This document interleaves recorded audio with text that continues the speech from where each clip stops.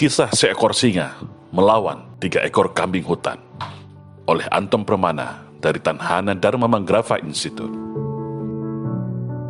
Ada kisah menarik dari sebuah tamsil Arab yang saya dapatkan kirimannya dalam sebuah grup WhatsApp tentang kisah 3 ekor kambing hutan perkasa yang berwarna hitam, coklat, dan putih sedang berhadapan dengan seekor singa yang mau memangsanya. Namun, karena ketika kambing hutan tersebut kompak bersatu, singa itu pun tak sanggup memangsanya. Singa itu pun mundur secara teratur. Tapi, si singa tak kehilangan akal. Karena memangsa kumpulan kambing hutan ini sekaligus tak bisa, maka si singa menggunakan taktik dan akal bagaimana bisa memangsa kambing hutan ini satu persatu secara terpisah. Adu domba dan bujuk rayu pun dimainkan. Si kambing hutan warna putih adalah target utama singa, karena yang paling kuat, paling idealis, dan paling senior. Si singa pun melobi 2 kambing hutan hitam dan coklat bahwa hanya akan memangsa kambing putih. 2 kambing hitam dan coklat ini dijamin aman dan bebas makan rumput tanaman sepuasnya. Lalu 2 kambing ini pun tergoda dan terperdaya. Lalu dimangsalah kambing putih ini dengan mudah, tepat di depan mata 2 kambing hutan tadi. 2 kambing hutan tadi cuek dan santai saja melihat kambing putih roboh bersimbah darah dimakan oleh singa. Karena 2 kambing hutan ini asik menikmati kunyahan rumput hijau di dalam mulutnya. Seminggu waktu berjalan, si singa ini pun lapar lagi. Tapi masih sadar, tetap belum akan bisa memangsa 2 kambing hutan sekaligus. Maka, si singa mendatangi kambing hutan yang warna hitam dan mengatakan bahwa dia akan memangsa kambing hutan berwarna coklat. Si kambing hutan warna hitam cukup diam saja dan bebas sepuas-puasnya memakan semua rumput hijau di dalam hutan dengan aman secara sendirian. Lalu dimangsa jugalah si kambing hutan warna coklat dengan mudah oleh si singa. Kambing hutan warna coklat pun roboh bersimbah darah meregang nyawa. Si kambing hutan warna hitam melihatnya dengan cuek karena masih asik mengunyah-ngunyah rumput hijau di dalam mulutnya. Singkat cerita, akhirnya tibalah masa si singa lapar lagi dan mau memangsa si kambing hutan warna hitam. Disinilah si kambing hutan warna hitam tersadar dan kaget bahwa dirinya tinggal sendirian. 2 kawan kambing hutan sebelumnya sudah tak ada lagi. Semua sudah tewas dimangsa oleh si singa. Tapi sayang, semuanya sudah terlambat. Ajal sudah di depan mata. Si singa sudah berada 2 langkah di hadapannya sambil menyeringai jumawa.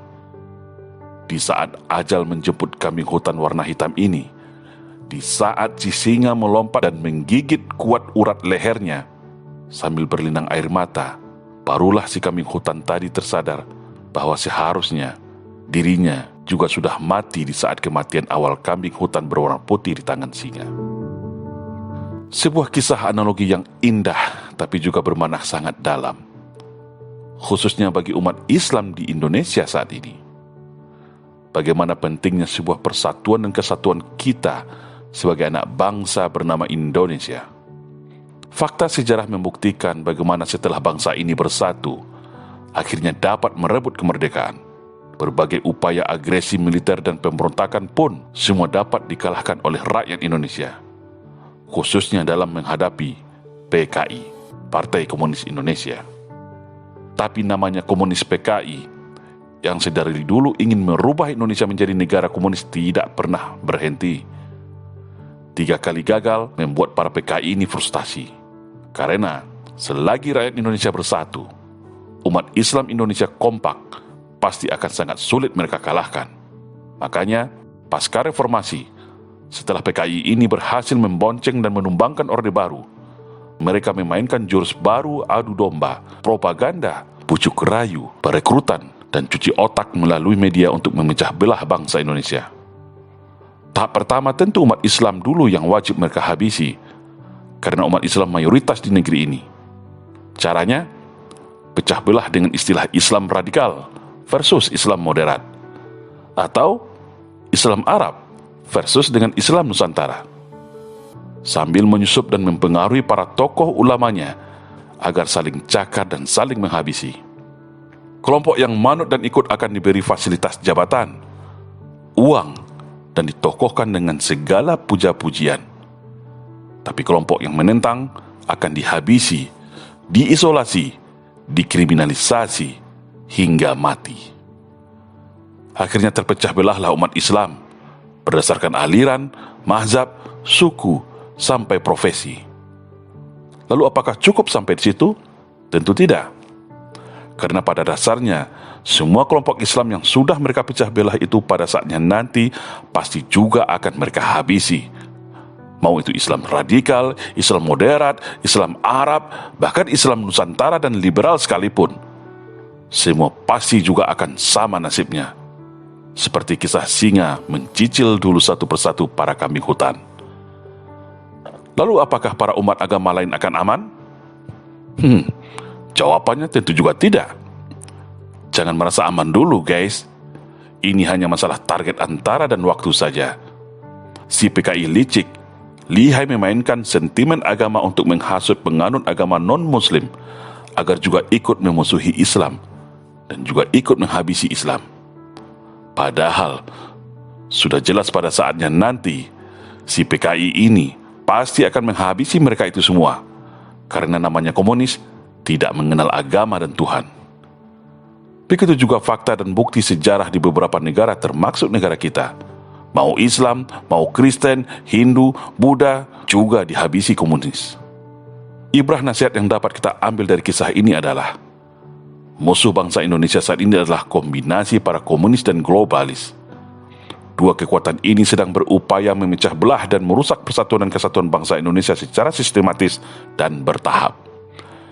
Islam sebagai mayoritas adalah target utamanya.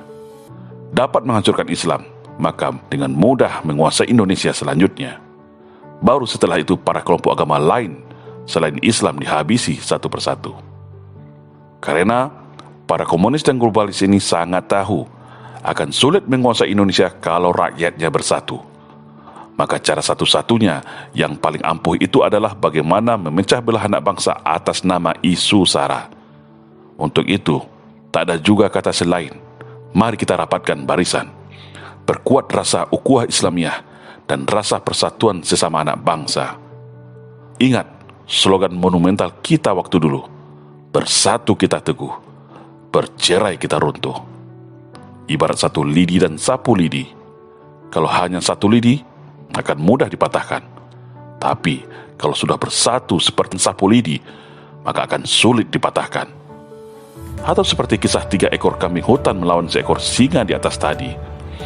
Kalau kambing hutannya kompak bersatu, maka sekuat apapun singa tidak akan mampu memangsanya.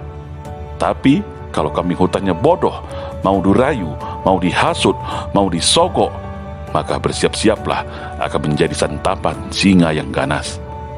Semoga bangsa Indonesia semakin menyadari hal ini semua sebelum terlambat, sebelum semua hancur lebur dalam perang saudara sesama anak bangsa. Mari bersatu